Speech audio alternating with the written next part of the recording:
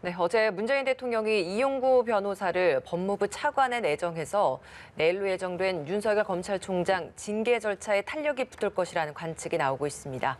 네, 윤 총장은 징계위 기일 재지정 신청서를 법무부에 제출할 예정인데요. 관련 내용들 김성수 변호사, 최영일 평론가와 함께 알아보겠습니다. 어서 오세요. 안녕하세요.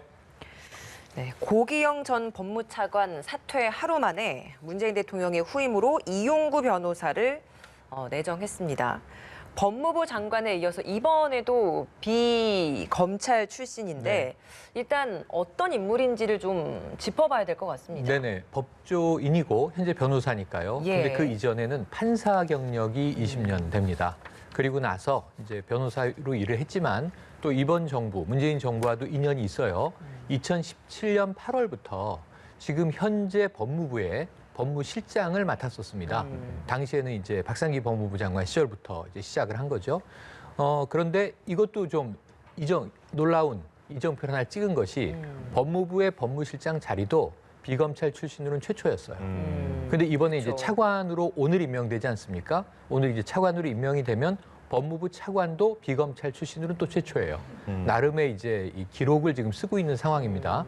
법무부 장관도 대부분은 검사 출신입니다. 우리가 기억하는 황교안 전 이 법무부 장관, 총리, 그리고 이제 대선 후보까지 나왔는데 대부분 검사 출신인데 참여정부와 이번 문재인 정부에서만 이례적이죠. 천정배 전 법무부 장관이라든가 강금실 장관이라든가 이번에 이제 추미애 장관. 사실 그 전에 조국 전 장관, 박상기 전 장관도 모두 법학자 출신이고 추미애 장관도 판사 출신의 정치인이기 때문에 약간 이례적이죠. 그래서 지금 이런 양상이 벌어지는 구조의 배경이 되는 것이다.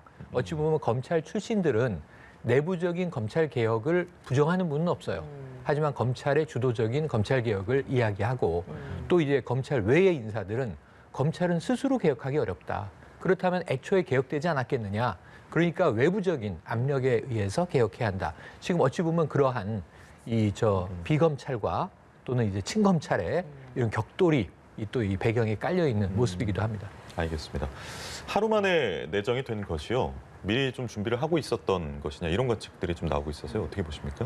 뭐 여러 가지 추측이 가능하겠지만 이제 고기영 전 법무부 차관이 언제 사의를 표명했는지에 따라서 먼저 준비를 하고 있었는지 여부도 좀 볼 수가 있을 것 같습니다. 지금 고기영 전 법무부 차관이 이 사의를 표명한 이유 자체가 이 징계위가 2일에 열리는 것을 반대를 우선 했었다는 이야기가 나오고 있거든요. 그렇다 보니까는 법무부에서는 이런 부분들을 좀 감안을 해서 미리부터 좀 검토를 했을지 아닐지는 봐야 될 것으로 보이고 이게 뭐 미리부터 준비를 하지 않았다고 하더라도 지금 현재 이용구 법무부 차관 같은 경우에 이전에도 방금 평론가님께서 말씀 잘 해주신 것처럼 이전에도 인연이 있었던 인물이었고 그렇다 보니까는 굳이 미리 준비하지 않고 있었다고 하더라도 이렇게 빠른 좀 결정이 가능할 수 있었지 않을까 이런 생각이 드는 부분이 있습니다. 그리고 말씀을 하셨던 것처럼 지금 법무부 차관이라는 자리는 통상적으로는 검사 출신들이 이제 임용이 되는 부분이었는데 지금 거의 최초가 맞아요. 거의 최초가 맞는데 1960년에 한 번 김영환 차관이 판사 출신으로 법무부 차관을 한 적이 있고 이번이 이제 두 번째인데 그러니까 거의 최초라고 볼 수가 있는데 이것 자체도 굉장히 조금 이례적이다 보니까는 좀 이런저런 이야기가 많이 나오고 있는 것이고 특히나 이제 친 법무부, 추미애 장관의 인사가 아니냐라는 이야기가 있기 때문에 이 부분도 조금 많은 쟁점이 될 수 있는 상황인 것으로 보입니다. 예. 그런데 문재인 대통령은 이용구 법무부 차관을 내정을 하면서도 이 내정자가 앞으로 있을 징계위원장 직무대행은 맞지 않는다. 그러니까 이런 이야기를 밝혔습니다. 그러니까 이 부분은 어떤 이유라고 보시고 어떻게 좀 평가를 하시는지요? 일단은 지금 징계위원회가 이제 내일 예정돼 있습니다만 이틀 미뤄졌습니다만 이 원래는 위원장은 법무부 장관이죠. 그런데 법무부 장관이 지금 피청구인인 이 윤석열 검찰총장에게 징계를 청구한 당사자이기 때문에 청구자와 피청구자 사이에 한 명은 징계 대상이고 한 명은 위원장이 되는 것은 부당하다. 제척 사유가 되는 거죠. 그럼 그 다음에 당연직 이제 징계위원회 위원인 차관이 위원장을 맡는 게 일반적이에요. 그러니까 전반적인 이제 징계위원회를 진행을 하게 되는데 문제는 이 임명된 지 하루 만에 지금 위원장을 맡아야 되는 거잖아요. 여기에 대해서는 또 여러 가지 비판이 나올 가능성이 높습니다. 그리고 지금 이제 프로필들을 쭉 간략하게 말씀드렸지만 이 친여권 인사인 거죠. 법조인이라 하더라도. 현재 정부의 법무부에서 법무실장을 지냈고 그다음에 심지어는 공수처 준비 출범을 준비하는 준비팀장을 맡았습니다. 그래서 지금 공수처장을 어떻게 뽑을까도 참 연말까지 논란인데 공수처장 후보, 여권에서의 후보죠. 야권에서는 또 배척할 이제 상대가 되는데 그런 이제 물망이 올랐던 인물이다 보니까 공정하겠느냐라는 문제가 정치권에서 나올 가능성이 있습니다. 그래서 문재인 대통령의 주문은 문재인 대통령은 징계위가 결정하면 그 어떤 징계 결정이든 뭐 혐의가 없든 경징계든 해임에 해당하는 중징계든 서명하겠다는 입장이에요. 그런데 이제 이런 상황에서 결정 자체보다 신속성보다도 공정성에 좀 만전을 기해달라. 그래서 사실은 법무부 차관 없어도 열순이 있습니다. 징계위원회가 과반 이상 출석에 과반 이상 의결로 결정되는 거거든요. 네. 그래도 이 7명 차관직을 채우려는 노력을 대통령이 빠르게 인사를 한 것은 최소한 절차적 공정성은 지키겠다는 입장의 표명으로 이해할 수 있겠습니다. 네. 그러면 이용구 법무부 차관 내정자가 징계위원장을 안 맡는다고 하면 누가 맡게 될까요? 아직까지 정해진 부분은 없는 것으로 이제 알려지고 있고 지금 위원 자체가 누구로 구성될지도 알려진 사실이 없습니다. 법무부에서도 많은 고심을 하고 있다고 이야기가 나오고 있는데 이게 위원이 7명으로 구성이 되고 이제 예비위원 3명이 있습니다. 그러니까 총 10명인데 그중에 법무부 장관, 법무부 차관, 그리고 법무부 장관이 지명하는 검사 2명, 그리고 변호사, 법학교수, 학식과 경험이 풍부한 사람 중에 법무부 장관이 위촉하는 사람 3사람, 이렇게가 7명이 있고 네. 예비위원 3명이 있는데 예비위원 3명도 검사에서 이제 지명이 됩니다.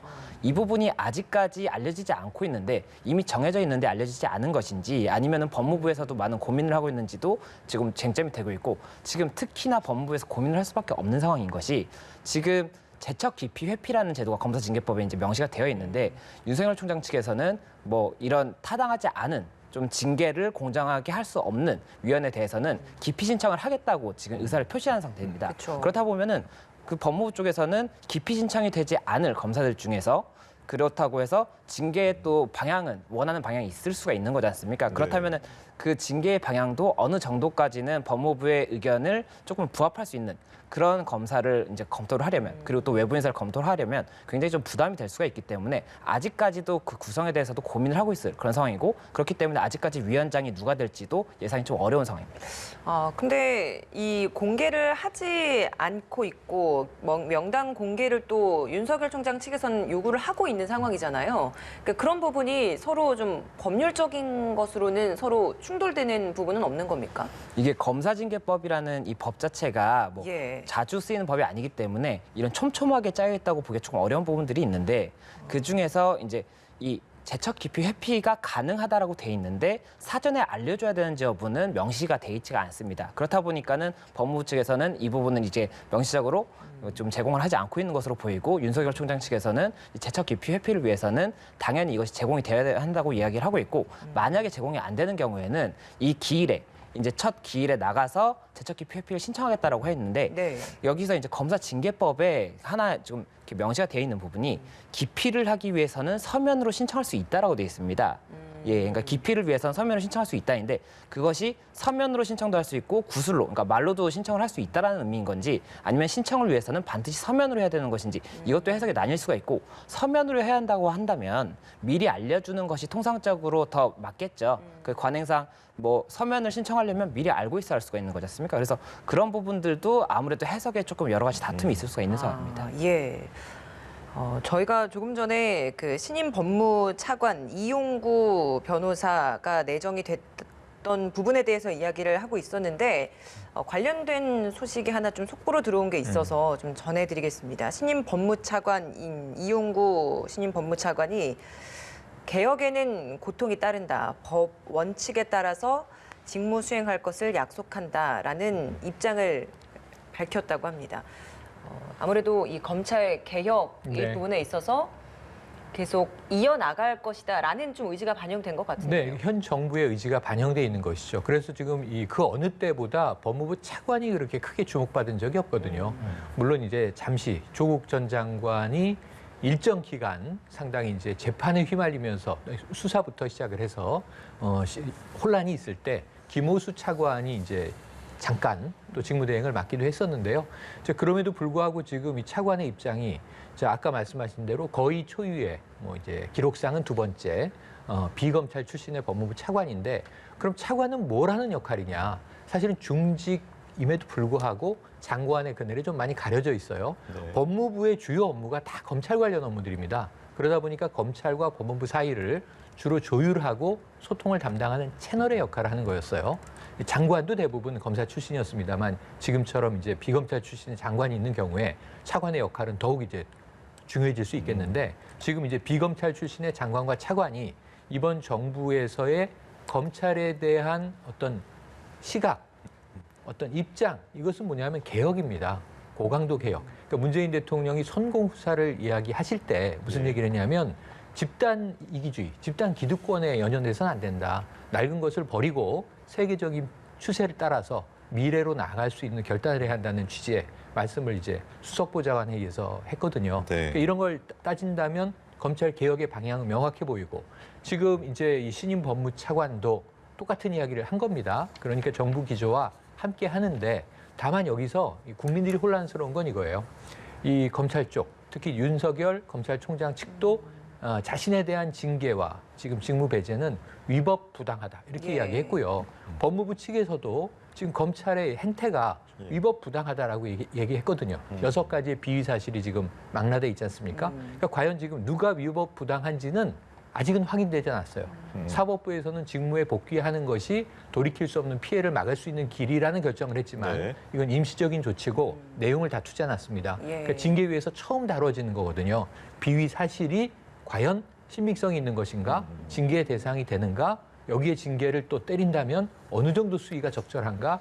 이 내일 이게 초유로 다뤄지는 것이기 때문에 특히 뜨거운 상황입니다. 예, 그러니까 법무부 대변인실에서 신임 이용구 차관의 이런 말을 전달해 왔는데 그 내용 중에 지금 하나 좀 전해드리고 싶은 부분이 지금 여러 가지 중요한 현안이 있습니다. 그런데 가장 기본적인 절차적 정의가 지켜지지 않았다는 지적이 제기됐습니다.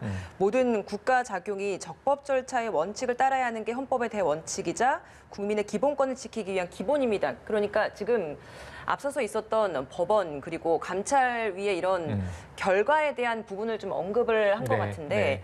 그렇다면 이런 부분에 있어서 징계위 절차의 경우에도 조금은 이 절차를 조금은 더 적법하게 이루어지기 위해서는 어느 정도 그런 것들이 좀 정당성이 확보된 후에 징계위를 좀 열 가능성 이런 것도 좀 열려 있다라고 봐야 되는 겁니까?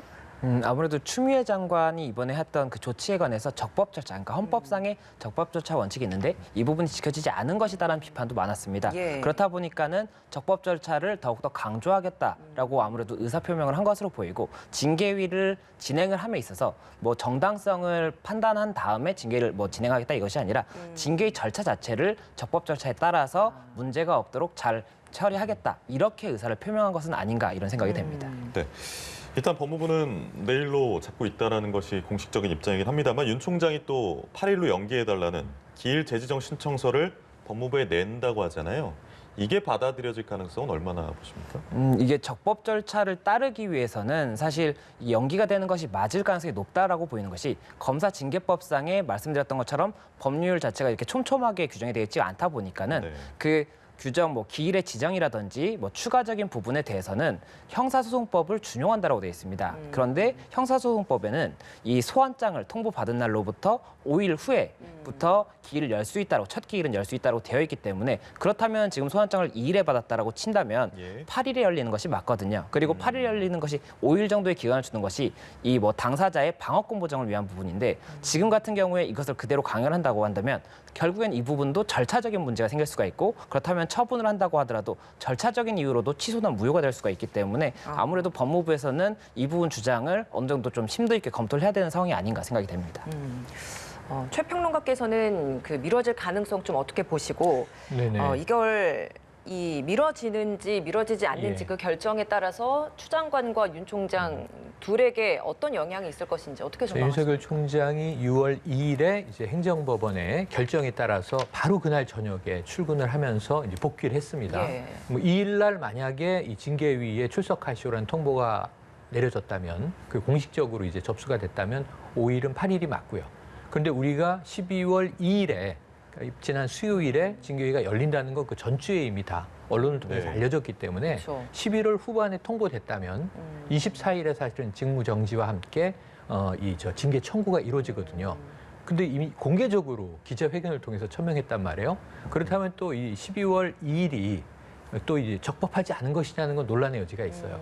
그런데다가 한 번 윤 총장의 입장을 받아들여서 이틀을 연기한 거예요. 근데 이번에 또 연기를 원하는 거예요. 그러면 이것은 연기할 수도 있고 안 할 수도 있다고 저는 봐요.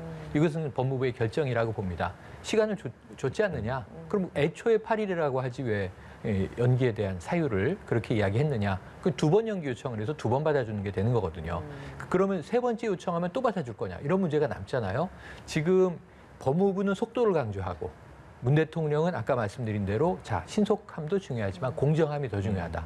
근데 오늘 신임 법무부 차관이 공정, 절차적 적법 이걸 강조했단 말이에요. 이게 절충될 여지가 있는 거죠. 저는 내일 열려도 저는 이상하지 않다고 보고 8일로 미뤄줄 수도 있는데 8일로 미뤄지게 되는 경우는 자, 윤 총장의 연기 요청을 받아들여라고 이야기를 하겠지만 미뤄진다면 사실은 아까 김성수 평론가가 짚은 7명의 징계위원이 확정되지 못했기 때문에 사실 적법하려면 7명의 징계위원이 엄정하게 되고 제척이나 기피 요청도 있을 수 있는데 그럼 예비위원 중에서 교체도 하고 그러면 자 이제 문제 없죠? 그러면 이제 엽니다 하는 것까지 가기에 시간이 일부 다툼이 있거든요. 그럼 사실은 내부적인 정비를 위해서 한 주말을 연기할 가능성은 있고 전 8일로 갈 가능성도 한 50%는 있는데 그보다 더 연기될 가능성은 없다. 왜냐하면 지금 법무부의 입장은 굉장히 좀 다급성이 있습니다. 왜냐하면 뭐 조금 이따 말씀드릴 기회가 있을지 모르지만 지금 법무부도 그렇고 검찰도 그렇고 국민 여론이 중요해요. 이걸 지켜보는 여론이 너무 혼란스럽고 뜨겁고 서로 문제다 이제 비판이 오가고 언론의 보도들도 엇갈리고 그러다 보니까 도대체 누가 옳은 것이냐? 지금 검찰 개혁의 명분은 법무부에 있는 것이냐? 아니면 검찰에 맡겨둬도 잘할 수 있는데 오히려 법무부가 흔드는 것이냐? 검찰의 체제를 시각이 구구하지 않습니까? 근데 이 여론전의 시간이 더 만들어지게 되는데 이 주말 내내 또 우리 언론에서는 다뤄야 되지 않겠습니까? 근데 그것이 법무부에 그렇게 유리하진 않아 보인다. 그래서 법무부의 입장은 아까 김 변호사님 말씀하셨지만 어느 정도 정해져 있다. 그 개혁의 길이라고 하는 걸 계속 강조하고 있단 말이에요. 추 장관도 오늘 처음으로 입을 열었습니다만 검찰 개혁에 흔들림이 없이 가겠다는 거예요. 그렇게 보면 징계위는 내일 열릴 가능성과 8일 연기될 가능성은 법무부 징계위 구성에 내부 사정에 달려 있을 것이다. 그 연기가 된다고 하더라도 그게 뭐 추미애 장관에게 좀 더 불리해지거나 뭐 그런 상황은 아니라는 거네요. 이미 외부적인 상황은 많이 불리해졌죠. 원래는 이번 주 월요일에는 벼랑 끝에 선 윤석열 검찰총장이었는데 화요일 완전히 반전됩니다. 행정법원 결정 나오고 거기에 심지어 현 차관이 사의를 표하고 그다음에 감찰위의 결과가 징계가 부적절했다. 직무배제도 부적절했다. 이렇게 만장일치로 나오고 자, 이런 상황에다가 심지어는 또 총장 직무 대행을 맡았던 조남관 대검 법무차장 검사까지도 지금 이제 장관에게 제고해달라, 철회해달라 간곡한 호소를 하지 않습니까? 사실은 추 장관의 입장에서는 개혁을 해야 된다라는 본인의 의지가 강하겠지만 사면초가 상황이었던 거예요. 근데 이 돌파구는 징계위밖에 없는 거죠. 법무부가 주관할 수 있는 합법적 절차. 그래서 제가 보기에는 징계위에는 더 큰 힘이 실릴 가능성이 있어 보입니다. 알겠습니다. 네. 그러니까 그 269조 형사소송법 269조에 5일의 유예기간을 둬야 된다는 건 명기돼 있는데 이 5일을 언제부터 해야 될 것이냐 이게 그렇죠. 첫 번째 쟁점이고 여러 가지 또 고려해야 될 점이 있는 것 같은데 언제 열리든지 뭐 판단은 크게 다르지 않을 것이다라는 게 평론가님 입장인데 뭐 쟁점이나 판단 둘 다 크게 변하지 않을 거라는 게 변호사님 의견이신지 어떻습니까?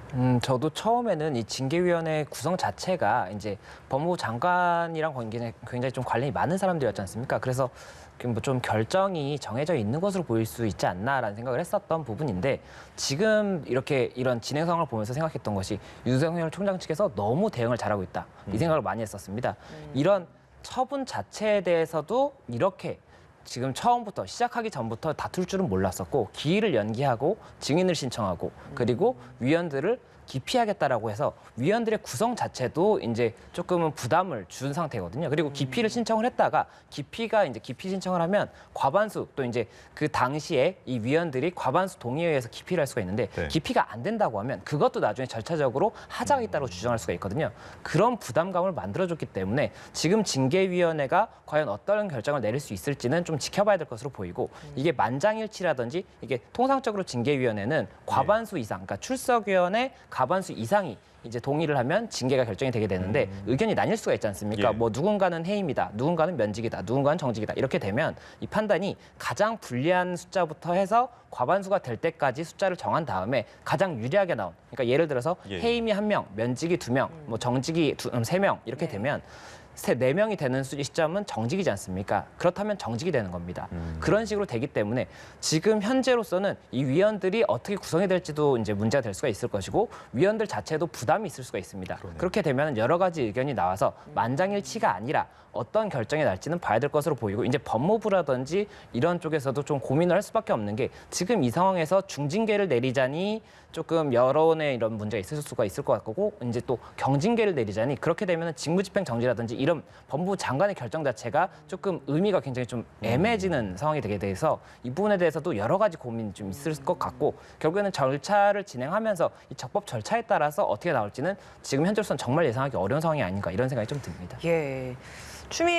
윤석열 총장이 그 위원 구성에 있어서도 계속 공개해달라, 네. 기피 신청한다 이런 이야기를 하는 것 자체가 지금 우리가 다루고 있는 그 징계 수위에도 영향을 주기 때문 아니겠습니까? 맞습니다. 그러니까 이런 부분에 있어서 어느 정도는 조금은 경징계 쪽으로 좀 받을 수 있도록 네네. 하기 위해서 구성원의 변경을 좀 신청을 하는 것 같은데 그 징계 수위 어떻게 좀 예상을 하십니까? 경징계가 나오면요, 이건 어떻게 되는 거냐면 그냥 전 언론의 헤드라인이 예. 추미애 법무부 장관 완패 이렇게 될 겁니다. 그럼 이 무리한 일을 왜 벌였는가? 이 모든 책임은 오롯이 추 장관에게 가는 겁니다.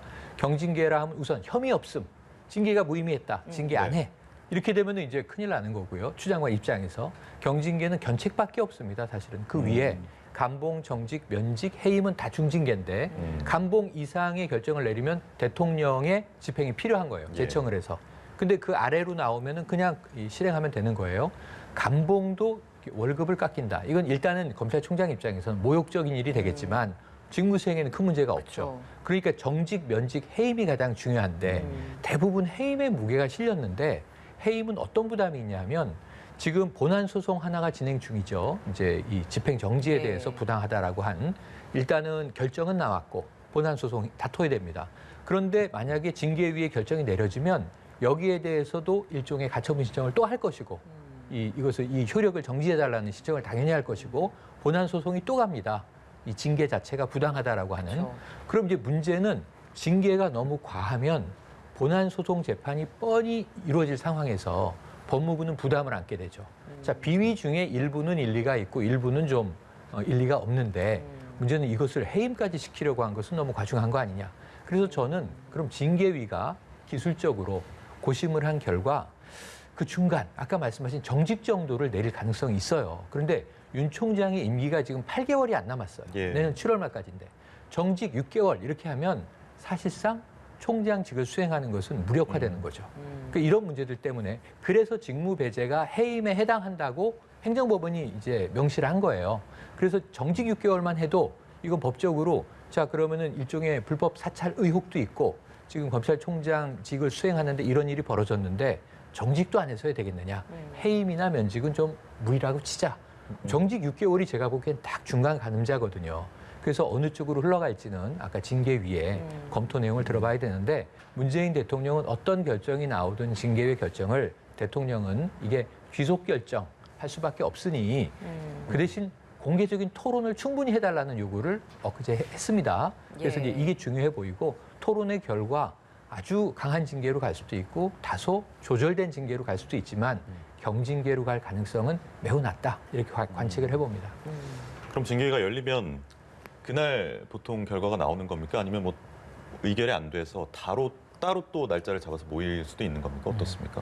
징계가 뭐 만장일치로 바로 결정이 난다고 하고 그리고 또 당사자가 다툼이 없다라고 한다면은 당일에 결정이 날 수가 있습니다. 그런데 지금 같은 경우에는 뭐 증인 신청이라든지 여러 가지 절차가 진행이 돼야 되면 물리적인 시간이 많이 이제 걸릴 겁니다. 그리고 기피 신청이 있다고 한다면 그 부분도 검토가 돼서 만약에 위원회 공석이 생긴다면 그 부분을 다시 채우느라 또 시간이 걸 수가 있어요. 그래서 그런 부분들 때문에 그리고 또 이제 문재인 대통령이 이런 절차를 공정하고 투명하게 진행을 하라고 하고 시간이 얼마나 걸리든이란 이야기까지 했기 때문에 결국에는 이 절차 자체가 여러 회에 걸쳐서 좀 진행이 될 수가 있을 것으로 보이고 그리고 이 징계 처분에 대해서 앞서 말씀드린 걸 조금 제가 더 이제 첨언을 드리자면 네. 저도 고민을 많이 해봤던 게 이제 그럼 경징계랑 중징계 사이에서 어디 쪽을 고민할 것인가 생각을 해봤었는데 해임이나 면직이 나오게 되면 검찰총장을 이제 신임 검찰총장을 이제 위촉을 이제 선임을 할 수가 있는데 정직이 되면은 계속해서 검찰총장이 유지가 되는 상태에서 그러면 대행으로 진행이 돼야 됩니다. 그래서 그런 부분들도 이제 정부라든지 법무부 입장에서는 조금 곤혹스러울 수 있는 상황이기 때문에 이런 부분들에 대해서도 만약에 이제 좀 기술적인 고민을 한다면 고민을 할 수가 있을 것으로 보이고 그렇기 때문에 더 저는 이제 내린 결론이 정말 모르겠구나. 어떤 처분이 날지 정말 모르겠구나라는 결론이 났던 부분이 있었습니다. 예, 알겠습니다. 오늘 두 분 말씀 여기까지 듣겠습니다. 김성수 변호사, 최영일 평론가였습니다. 고맙습니다. 고맙습니다.